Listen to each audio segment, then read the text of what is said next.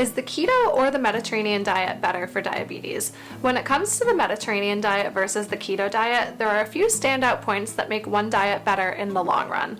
There was a study done by Stanford Medicine a few years ago that actually showed that blood glucose levels were maintained pretty equally between the two diets, but one diet was much easier to follow and much less restrictive. So let's jump into whether the Mediterranean diet or the keto diet is better for diabetes. Hey guys, so welcome to Recipe Hippie. I run a Mediterranean diet food blog and I want to be your #1 source for Mediterranean diet information and inspiration. And if that interests you, I would love it if you would subscribe to my channel so I can get more of that information out to you and to people just like you. And just to note, while I do have a background in physical therapy, I am not a doctor or a dietitian, so please consult with yours before making any changes to your diet. And make sure to stick around to the end because I'm going to go over my personal experience with having gestational diabetes and trying the ketogenic diet and the Mediterranean diet.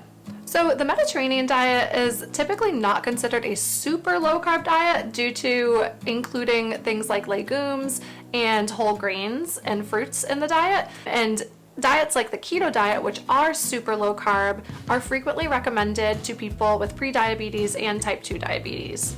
Unfortunately, there is not a lot of readily available information on the keto diet versus the Mediterranean diet when it comes to type 2 diabetes. So a lot of doctors frequently just recommend the keto diet without having that background of information. But luckily, there was a study done a few years ago by Stanford Medicine that addresses this.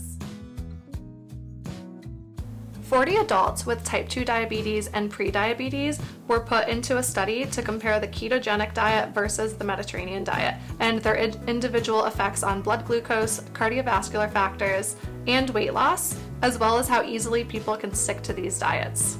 Each person was given 4 weeks of prepared meals in their specific diet, and then they had 8 weeks to cook their own meals in that specific diet before switching to the other diet. So they did end up doing both diets, so they actually acted as their own control in the experiment. And after 24 weeks, the results were really telling.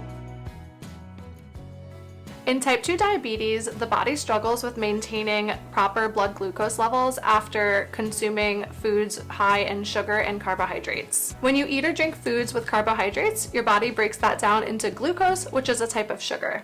After your body turns carbs into glucose, your pancreas releases insulin to help your cells absorb that glucose. People with type 2 diabetes make insulin, but their cells don't respond to it properly.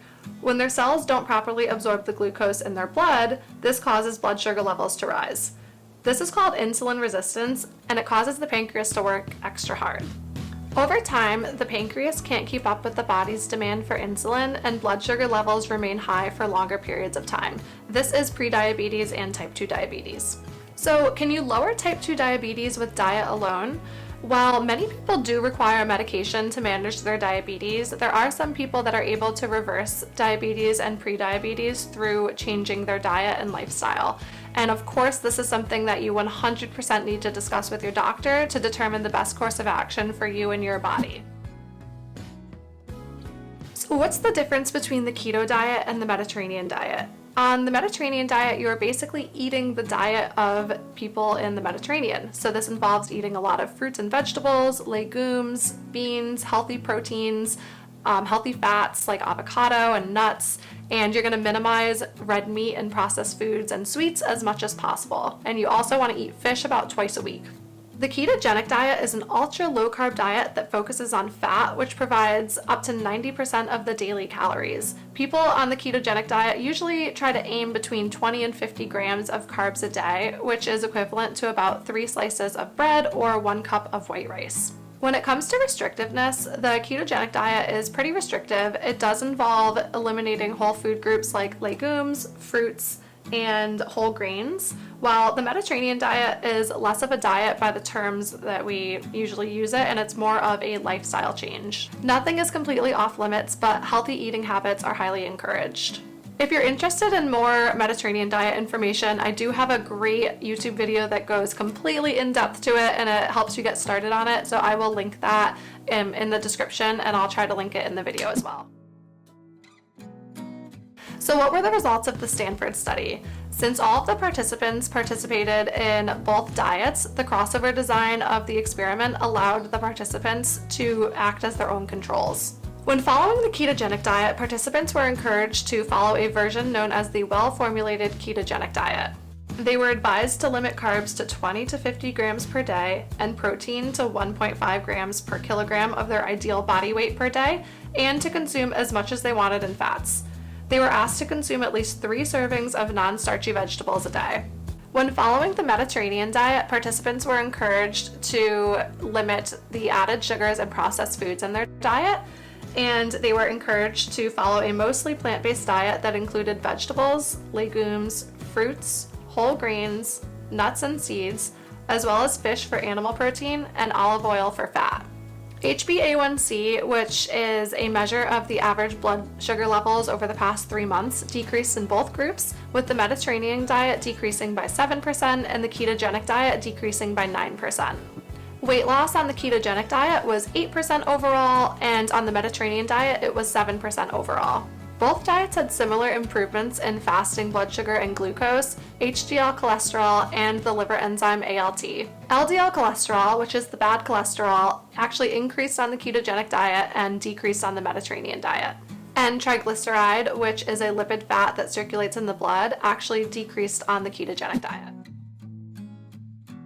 So the big question here is, did the keto diet offer any additional health benefits from eliminating the whole food groups of whole grains, legumes, and fruits? When it comes to nutrient levels, the ketogenic diet actually showed that it offered less fiber, thiamine, vitamins B6, C, D, and E, and phosphorus. And vitamin B12, which is naturally found in animal products like meat and poultry, was higher on the ketogenic diet. 3 months after the trial, on average, almost all of the patients reported that they were able to maintain lower blood glucose levels and a decrease in overall weight. Interestingly enough, almost all of the participants had chosen to continue with the Mediterranean diet style of eating rather than the keto style.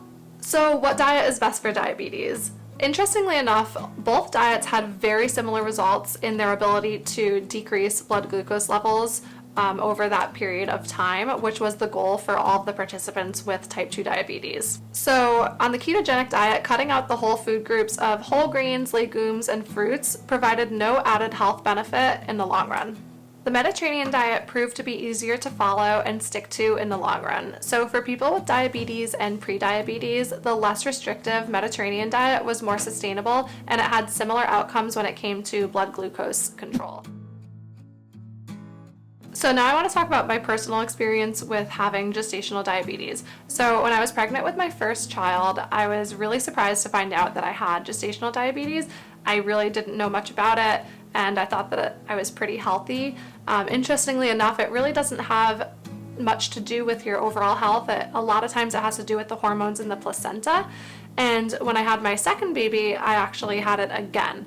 So the CDC reports that between 2 and 10% of all pregnancies will develop gestational diabetes. And it's really interesting because as soon as you deliver the placenta, which is causing the gestational diabetes, the diabetes typically goes away within a few hours to a day. So that was my experience. So with my first pregnancy, I was able to manage my gestational diabetes through diet change alone, which meant a complete ketogenic diet. I was counting all of my carbs, like, they recommend between 20 and 50 grams a day. Really weird foods would spike my blood sugar, and some things that I would think would spike my blood sugar wouldn't. So it took a lot of tracking, a lot of finger pricks, a lot of calculating and figuring out what works for me and my body. And of course I did this with the help of my doctors. But in my second pregnancy, even with doing the ketogenic diet and being really strict and restrictive in what I was eating, I was not able to control my fasting blood sugar levels. So that is the blood sugar level that happens overnight or as you fast, and your body continues to raise blood sugar levels. So I did end up having to use insulin for that pregnancy. I'm just so happy for the care of my team and everyone that was helping me with that, because it was difficult to go through when you don't really know anything about it. So in that respect, I am really grateful for the ketogenic diet because it helped to keep me and my babies safe. But it was very hard to follow and very restrictive. I was reading a lot of labels and calculating a lot of things out. So it was difficult, and I think it would be really difficult to follow year after year. And since gestational diabetes actually has a 50% likelihood of returning later in life as type 2 diabetes, I'm really happy to know that the Mediterranean diet is a great way to help control blood glucose levels, just in case that does end up happening to me. Since I do run a Mediterranean diet food blog, that is primarily how I eat. So hopefully that will help to prevent me from developing type 2 diabetes later in my life. So if you're interested in more Mediterranean diet information, you can check out my page here. Subscribe if you want more information like that, or you can go to my blog, recipehippie.com, and I have a ton of Mediterranean diet recipes, breakfast recipes, dinner recipes, snack recipes, dessert recipes.